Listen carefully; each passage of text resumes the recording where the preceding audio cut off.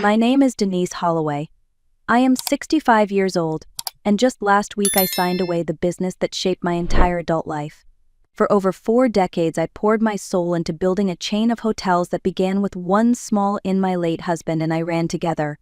After years of sacrifice, sleepless nights, and relentless work, the chain grew into something far larger than I ever dreamed. And now, after selling it for $47 million, everyone around me says it is time to celebrate, to rest, to finally enjoy life. That evening I invited my daughter Rachel and her husband David to one of the finest restaurants in the city. The kind of place where the tables are draped in heavy white linen, the silverware gleams under candlelight, and the music floats like a whisper in the background. It was supposed to be a night of joy, a toast to the future, a reminder of how far we had come. Rachel looked stunning in a navy dress I had given her the year before. At 38, she still carried the same sparkle in her eyes she had as a child, or so I wanted to believe. David sat beside her, polished as always with that charming grin he often used in business conversations. He lifted his glass of champagne. Rachel followed, her eyes shining. "Mom," she said warmly, "to your success. To everything you built, you deserve it." Our glasses clinked together. They drank champagne. I sipped my cranberry juice. My doctor had been firm, no alcohol with my blood pressure. For a moment I felt proud, almost relieved. Then my phone buzzed on the table. It was Linda, my attorney of many years, calling to confirm the last signatures on the contracts. I excused myself and walked toward the lobby for better reception. The call was brief, no more than a minute. When I returned, Rachel and David were leaning close together, whispering. Their conversation stopped the moment I approached. "Everything all right?" I asked casually. "Of course, Mom," Rachel smiled, but her eyes did not match the warmth of her lips. I reached for my glass again, ready to take another sip. That is when I noticed it, a faint residue swirling at the bottom, as if something had been dissolved into the juice. My hand froze. I set the glass back down, my smile fixed in place. Something was wrong. I could feel it deep inside, though I said nothing. Not yet. I left the restaurant with Rachel and David walking just a few steps behind me. The night air was cool, and for a moment I thought maybe I had imagined the strange residue in my glass. Perhaps it was nothing more than a poorly rinsed cup or a bit of fruit pulp. I wanted so badly to believe that. But when we reached the valet stand, something happened that erased every trace of doubt. A quiet knock tapped on the window of my car. I turned and saw Anthony, the waiter who had served our table all evening. His face was pale, his eyes restless as if he were debating whether to speak. I lowered the glass. "Mrs. Holloway, forgive me," he whispered quickly, glancing around as though someone might hear. "I know this is unusual, but there is something you need to know." My stomach tightened. "What is it, Anthony?" He swallowed hard. "When you stepped away to take your phone call, I was serving the table next to yours. I saw your daughter lean over your glass. She poured something into it, a small vial, white powder." Her husband looked around the room, making sure no one noticed. My chest turned cold. I forced my voice to remain steady. "Are you absolutely certain?" His eyes locked on mine, firm and unwavering. "I have worked here 15 years, ma'am.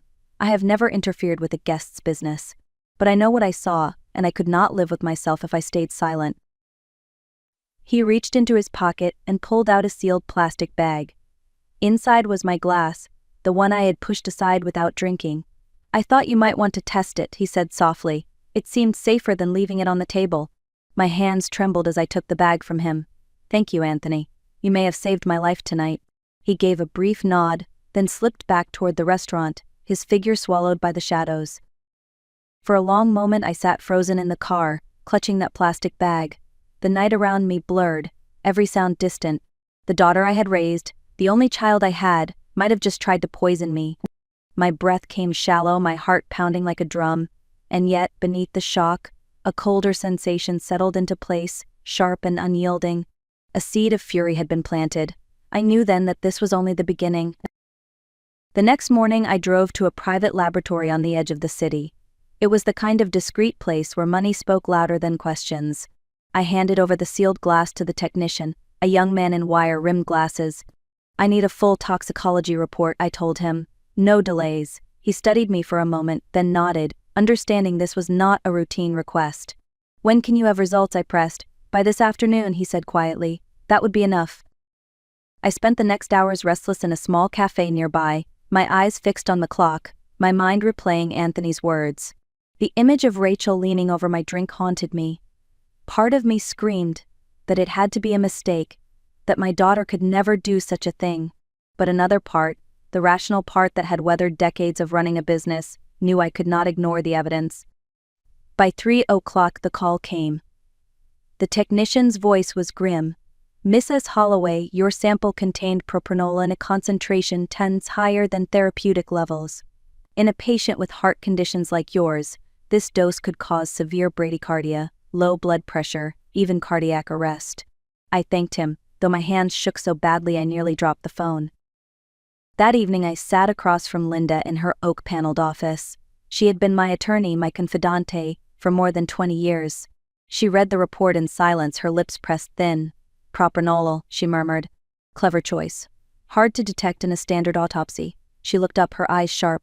"Denise, we need to involve the police. With Anthony's testimony in this report, we have more than enough." I shook my head. "No, Linda, I cannot. Think about it. The headlines. The trial. My daughter branded a would-be murderer. The Holloway name dragged through every paper in the country. I cannot do that to our family, to my husband's memory." Linda leaned forward. "But she tried to kill you. If she tries again, I cut her off. That is why I came to you. I need another way." She studied me carefully, then sighed. "There is something you should know. I have been looking into Rachel and David's finances, especially after you mentioned creating a foundation." Her tone was careful, but I could hear the weight in it. "They are drowning, Denise. Credit cards maxed out, loans unpaid, mortgage behind. They are desperate." My throat tightened. "So that is why." "So it was money." Linda nodded. "They see the hotel sale as their salvation. And when you said you planned to put most of it into a foundation, that must have triggered their panic." I sat back, the weight of truth pressing down on me. My daughter, the little girl I once held close during thunderstorms, the teenager I drove to piano lessons, had measured my life against a dollar sign. I looked at Linda. "I will not go to the police, not yet, but I will not let them try again." Her eyes narrowed. "What are you planning, Denise?" My voice was steady, colder than I ever imagined it could be. "I am going to make them face exactly what they have done." 2 days later, Linda arranged a meeting in her office. She told Rachel and David that we needed to discuss adjustments to the financial plans after the hotel sale. They arrived dressed sharply, as though preparing for a business deal. Rachel wore a light blue dress, her smile carefully rehearsed. David's suit was dark and crisp, his tie knotted perfectly. They looked every bit the respectable couple, but I knew the truth. Linda and I sat across from them at the polished conference table. Papers were neatly stacked in front of us. Rachel leaned forward eagerly. "Mom, I hope you are feeling better. You looked a little pale the other night." I forced a smile. "Much better. Amazing what a good night's sleep can do." David flashed his bright grin. "We were worried about you." "I bet you were," I thought. Linda cleared her throat. "Denise has been reconsidering some of her plans regarding the foundation." I watched Rachel's eyes brighten. "Really, Mom?" she asked, her voice trembling with false relief. I raised my hand. "Yes, I realize there are more important things than I initially thought. Things you only begin to understand when you come close to death." Her smile froze. David shifted uneasily in his chair. Without another word, I reached into my bag and pulled out the lab report. I slid it across the table toward them. "Do you know what this is?" I asked softly. Rachel stared at it but did not touch it. David's face went pale. "It is a toxicology report," I continued. "A test of the cranberry juice I was about to drink at dinner. It contains a lethal dose of propranolol, enough to stop my heart." The room fell silent. Rachel stammered, "Mom, I do not know what you are talking about. This must be some kind of mistake." I shook my head slowly. "No mistake. The waiter saw you, Rachel. He saw you pour the powder into my glass while David kept watch. Anthony has worked at that restaurant for 15 years. He had no reason to lie." Rachel's lips quivered. Tears filled her eyes, but I had seen that performance before. This time I did not believe it. David pushed back slightly in his chair. "This is ridiculous. You are accusing us of attempted murder based on a waiter's word, and a piece of paper that could have been forged." His voice shook, betraying his fear. Linda did not move, her expression calm.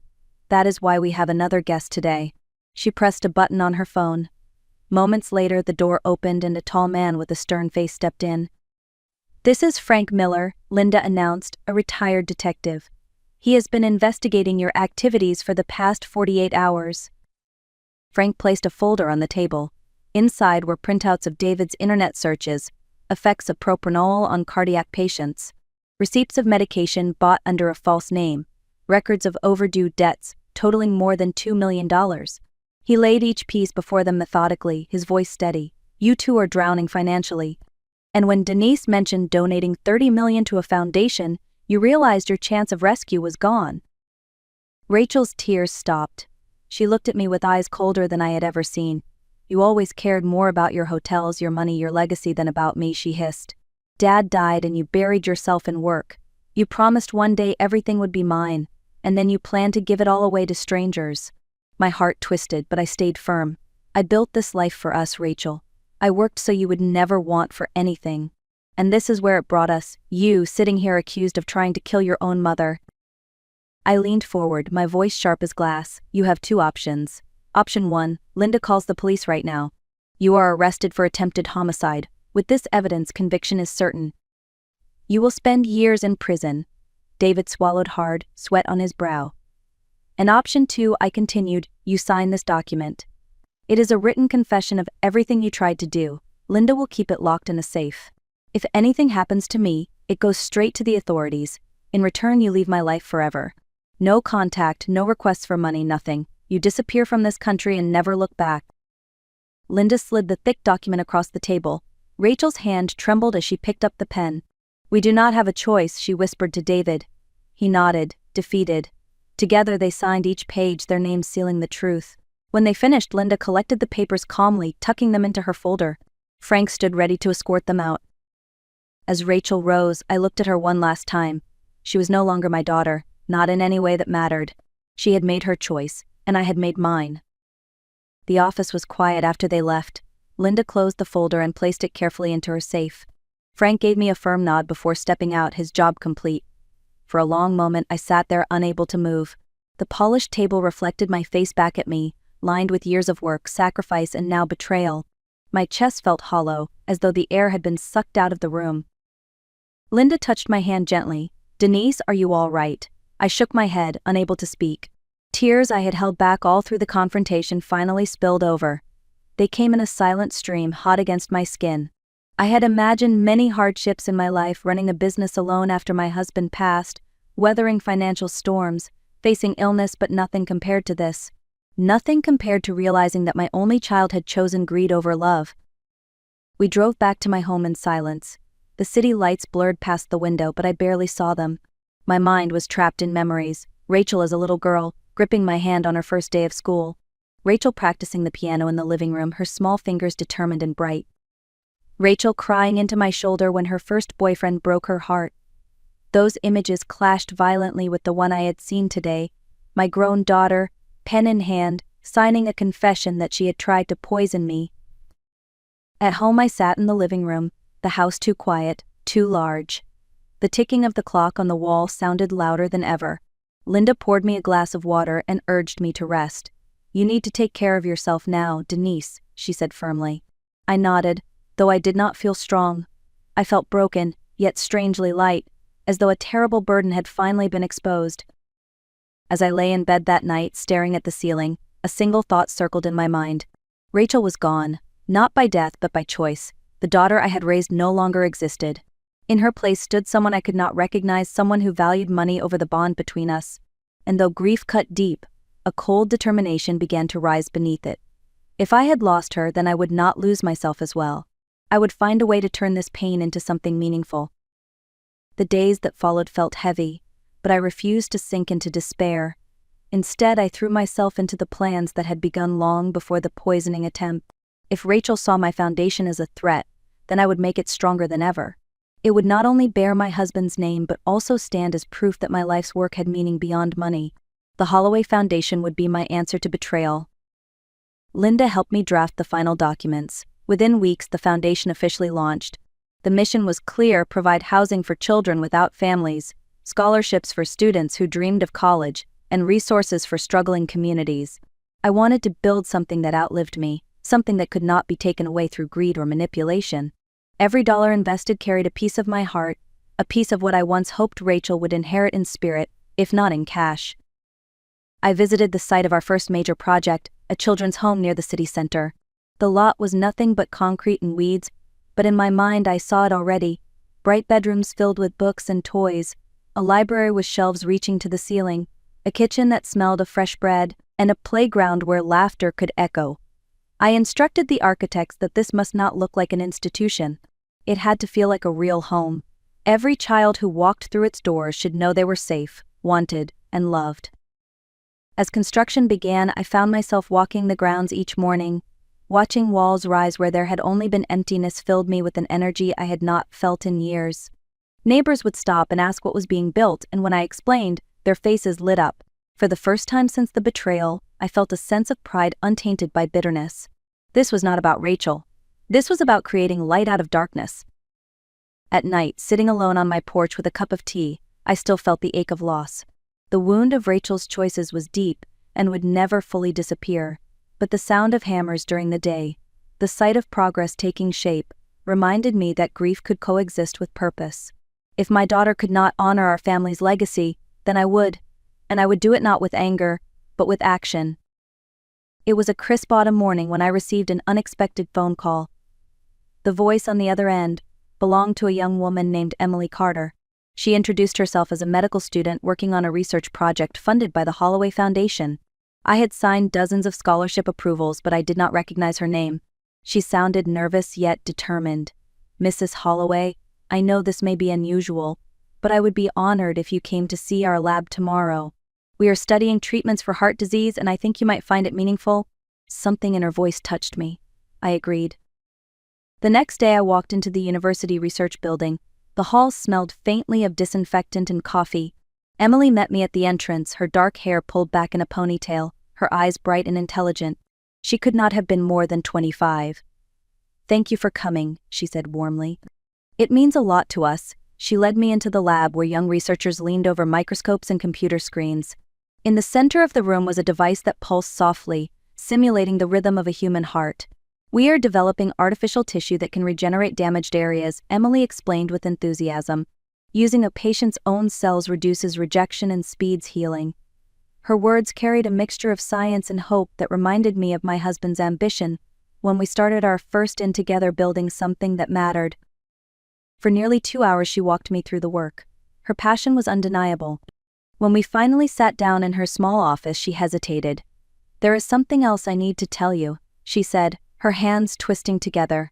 She reached into her desk and pulled out a photograph. My breath caught in my throat. The picture was of a teenage girl holding a newborn baby. The face of the teenager was one I knew too well. It was Rachel. My world tilted. Emily's voice was gentle but steady. "Rachel is my biological mother. She had me when she was 17. She gave me up for adoption. I was raised by a wonderful family, but a couple of years ago I learned her name. That search eventually led me to you." I stared at her, my mind refusing to process the words. "You are my granddaughter," I whispered. She nodded, eyes shining. "Yes, I never expected to find you, but when I saw the foundation I thought maybe this was the right way to reach out." Tears blurred my vision. After losing my daughter in every way that mattered, here sat a piece of her I never knew existed. A granddaughter. Flesh of my flesh, yet raised by others with values and kindness that Rachel had somehow lost along the way. Emily leaned closer. "I did try to meet Rachel. I traveled to Portugal where she is living now. She refused to see me. She said that chapter of her life was closed." Pain surged through me again, sharper than I wanted to admit. Even in rejection, Rachel's cruelty cut deep. But as I looked at Emily, I felt something shift. The bitterness loosened, replaced by a fragile thread of hope. I reached across the table and took her hands.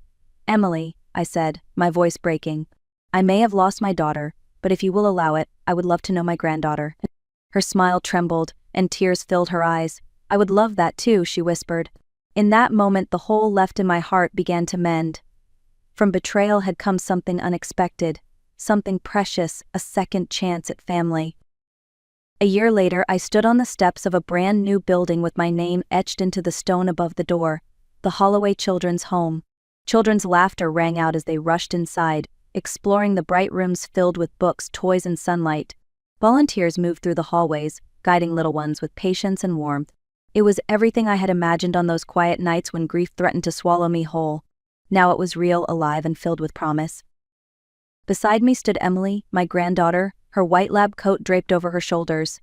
She had grown into a remarkable young woman, one whose strength came not from wealth or inheritance but from resilience and compassion. She squeezed my hand gently. "Grandma, I have good news," she said with excitement. "Our research proposal has been approved for clinical trials. If successful, it could save thousands of lives with heart disease."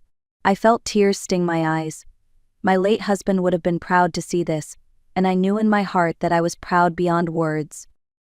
As the ribbon was cut and the crowd cheered, I looked out at the faces gathered there: children, neighbors, families, scholars. I realized that legacy is not measured by the size of a bank account or the walls of a business empire. Legacy is the impact we leave on others, the hope we spark, the love we give. Rachel had chosen a path of bitterness and greed, and though I mourned her loss deeply, I no longer carried the weight of anger. In Emily I saw proof that even broken branches can bear new fruit. Later that evening, standing in the courtyard, I took a deep breath and let the cool air fill my lungs. My journey had not been one I ever expected: betrayal by my own child, a near brush with death, and then the miracle of finding a granddaughter who carried forward the values I thought had been lost. Life has a way of breaking us open and then surprising us with what it pours inside. Sometimes the greatest gifts are born from the greatest sorrows. To those listening to my story, I want to leave you with this: family is not always defined by blood. It is defined by love, by truth, and by the people who stand with you when the world falls apart. Do not let betrayal harden your heart. Instead, let it guide you to create something better. If my story has touched you, I invite you to share it, to comment where you are watching from, and to subscribe so that together we can keep building a community of stories, of lessons, and of hope. Because in the end, hope is the revenge that heals.